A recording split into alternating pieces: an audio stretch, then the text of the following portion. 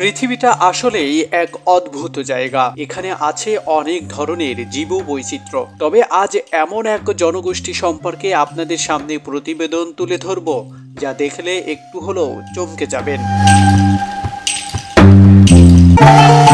হাজ্জাব জনগোষ্ঠী আফ্রিকা মহাদেশের তানজিয়ার এক শিকারজীবী জনগোষ্ঠী। এদের জনসংখ্যা প্রায় ১৩০০। এই জনগোষ্ঠী এখনো দলে বাস করে, তীর-ধনুক দিয়ে শিকার করে, গাছের শিকড়, কন্দ ও বন্য ফল সংগ্রহ করে। ধারণা করা হয় প্রায় ১০,০০০ বছর ধরেই চলছে এদের এমন জীবনধারা। এখনো যেন এরা বাস করছে প্রাগৈতিহাসিক যুগে অকৃত্রিম আদিমত্তায়। এই উপজাতি তাদের বিশেষ শিকারী ও সংগ্রাহক জীবনের জন্য পরিচিত। প্রায় ৪০,০০০ বছর ধরে আফ্রিকার এই অঞ্চলে টিকে থাকা হাজ্জাব সম্প্রদায় এখনো প্রাচীন শিকার কৌশল এবং প্রথাগত জীবনধারায় মেনে চলে। হাজ্জাব সম্প্রদায়ের তানজিয়ার অন্যতম প্রাচীন শিকারী জনগোষ্ঠী, যারা এখনো প্রথাগত উপায়ে শিকার করে এবং খাবার সংগ্রহ করে বেঁচে থাকে। তাদের শিকারের কৌশল এবং শিকারকে রান্না করার প্রক্রিয়ায় অনেকটা প্রাচীন সংস্কৃতির ছাপ দেখা যায়। হাজ্জাবের পুরুষরা শিকারের জন্য প্রস্তুত হয় তাদের নিজস্ব ঐতিহ্যবাহী তীর-ধনুক এবং বিষ মাখানো তীর নিয়ে। তারা সাধারণত ছোট দলে শিকারে যায়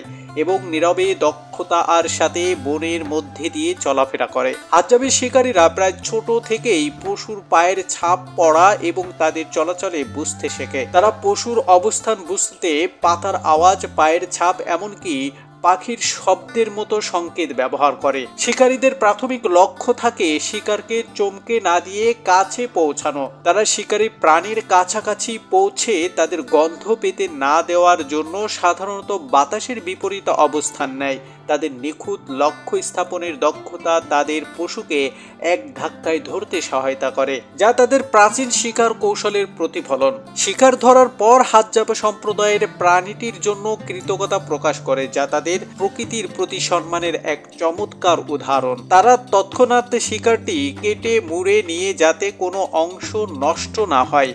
মাংস, অঙ্গ প্রত্যঙ্গ, হাড় এবং চামড়া সবই ব্যবহার করে। এই প্রক্রিয়ায় হাজ্জাবের জনগোষ্ঠী তাদের নিজস্ব টুকরো তলোয়ার এবং সরঞ্জাম ব্যবহার করে, যা তাদের টিকে থাকার জন্য চাহিদা পূরণ করে। হাজ্জাব সম্প্রদায় নিজেদের মধ্যে গভীর বন্ধন বজায় রাখে এবং খাবারের সময় তাদের ঐক্য আরও দৃঢ় হয়।